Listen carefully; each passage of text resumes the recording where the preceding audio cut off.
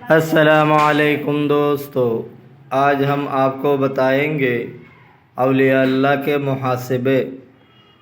احنف بن قیس کا ایک مرید بیان کرتا ہے کہ میں ان کے ساتھ رہا کرتا تھا اور ان کا دستور تھا کہ رات کو نماز کی جگہ دعا مانگتے اور چراغ کے پاس جا کر اس کے شعلے میں اپنی انگلی رکھتے۔ جب آنکھ کی حرارت اس کو معلوم ہوتی تو اپنے نفس سے کہتے کہ اے احنف، فلاں روز تجھے کیا ہوا تھا کہ وہ کام کیا، اور فلاں روز تو نے فلاں کام کس باعث کیا۔ توبہ بن زمعہ رحمۃ اللہ علیہ کے حال میں دکھا ہے کہ وہ موضع رقعہ میں تھے اور اپنے نفس کا حساب کیا کرتے تھے۔ ایک روز انہوں نے اپنی عمر کا حساب کیا، 60 برس کی نکلی۔ ان کے دن گنے تو 21,500 دن ہوئے۔ ایک بار گی چیخ مار کر، ہائے افسوس، بادشاہ حقیقی سے 21,000 گنا سے ملوں گا، اور جب ہر روز 10,000 گنا ہوں گے تو کیا کروں گا۔ پھر بے ہوش ہو کر گر پڑے۔ معلوم ہوا کہ وفات پائے۔ لوگوں نے سنا کہ کوئی کہنے والا کہتا ہے کہ لے اب فردوس بری کو چلا جا۔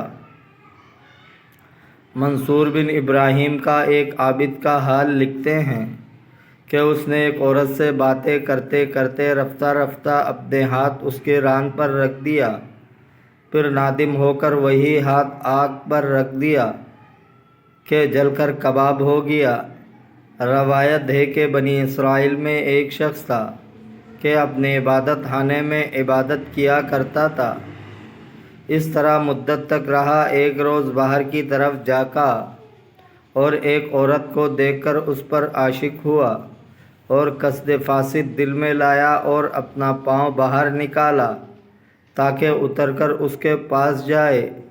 رحمت ازلی جو اس کے معین ہوئی، اپنے دل میں کہنے لگا کہ یہ میں کیا حرکت کرتا ہوں، غرض کہ اس کا نفس ساکت ہو گیا اور خدا تعالیٰ نے اس کو بچا دیا۔ پھر اپنے کیے پر نادم ہوا۔ جب چاہا کہ پاؤں عبادت خانے میں لے جائے تو کہا کہ کہاں ہو سکتا ہے کہ جو پاؤں خدا تعالیٰ کی نافرمانی کے لیے باہر نکلا تھا وہ پھر میرے ساتھ عبادت خانے میں آئے۔ باخدا یہ کبھی نہ ہوگا۔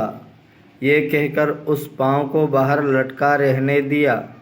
مینا اور برف اور دھوپ لگ کر وہ پاؤں کٹ کر گر پڑا۔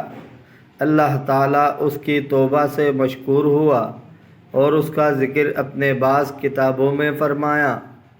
حضرت جنید رحمۃ اللہ علیہ سے مروی ہے کہ انہوں نے فرمایا کہ میں نے ابن کرسی سے سنا ہے، یہ وہ کہتے تھے کہ ایک رات مجھ کو حاجت غسل ہوئی اور جاڑے کی رات تھی۔ میں نے دیکھا کہ میرا نفس نہانے سے تقاعد اور سستی کرتا ہے اور چاہتا ہے کہ اتنا ٹہر جاؤں کہ صبح ہو جائے اور پانی گرم کر لوں یا حمام میں نہا لوں، نفس پر مشقت نہ ڈالوں۔